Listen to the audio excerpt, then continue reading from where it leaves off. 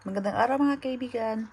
Ngayon po gagawa po ako ng tomato cherry tulips. Kaya ito pong mga ingredients ko. Ito sitaw, niluto ko na yan. Niluto ko na siya.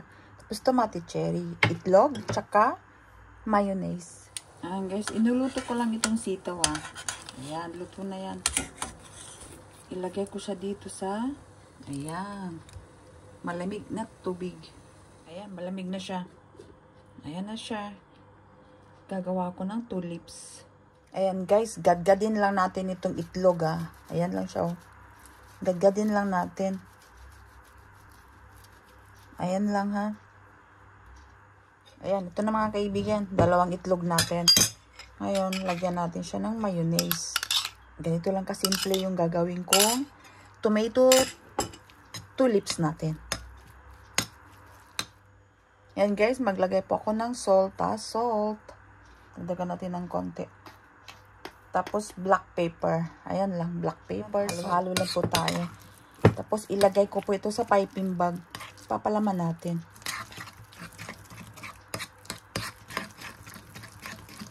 Ayan, ilagay ko siya dito sa piping bag natin. Para mas madali siyang ipalaman din sa mga tomato cherry natin. Ayan lang mga kaibigan. Mayroon na tayong appetizer.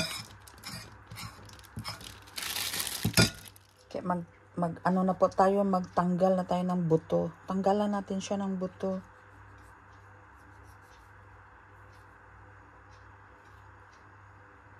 Kasi pag hindi, mabasa po yung ano natin, yung ipalaman natin na itlog, tsaka mayonnaise. Kaya tanggalan lang natin siya ng buto. Ganito lang siya mga kaibigan. Oh. Yan lang. Ayan guys, dito na tayo sa green. Hinati ko lang siya. Oh. Ganyan lang. Oh. Hatiin lang tapos ano. Kasi medyo, syempre, ang liliit talaga. Medyo may kahirapang magtanggal ng ano. Ayan, ganyan lang siya. Ayan, ganyan lang mga kaibigan ha. Ganyan lang siya oh.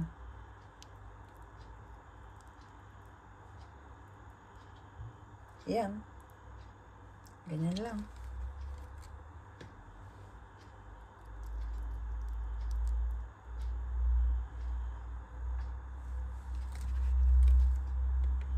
So, green tayo.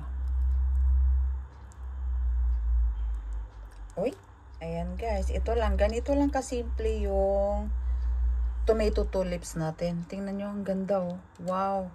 Napaka ano nito sa mga bisita. Special guest. O, di ba mga kaibigan?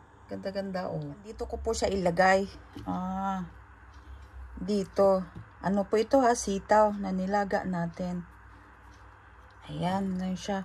Pwede rin litsuga, litchus ba? Litchus. Pwede rin. Kahit na ano. Ayan. Mag-imbento tayo. O, diba? Ganyan na mga kaibigan. Ang ano niya ha. Ayan na. Ngayon, ilagay na natin ito isa-isa. Sana unahin natin. Bahala na dyan. Basta ang importante, mailagay natin. O, diba? Ganyan lang. Lalo na pag may mga bisita talaga, ito talagang mas ang maganda, mga kaibigan.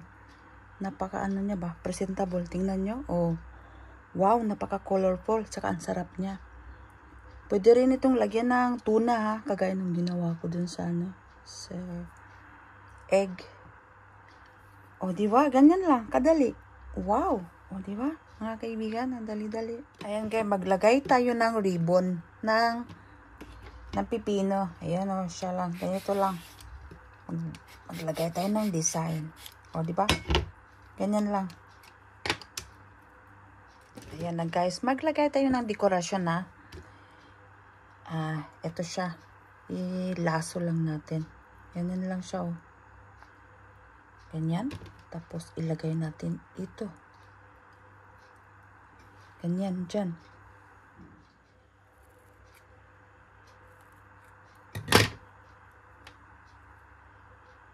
Ganyan lang. Ilagay natin siya dito sa Ayan. Wow, di ba tapos na? Ayan na mga kaibigan. Ayan, ito na mga kaibigan, natapos na rin ako. Dito sa recipe ko ngayon na 2-leaf tomato appetizer natin.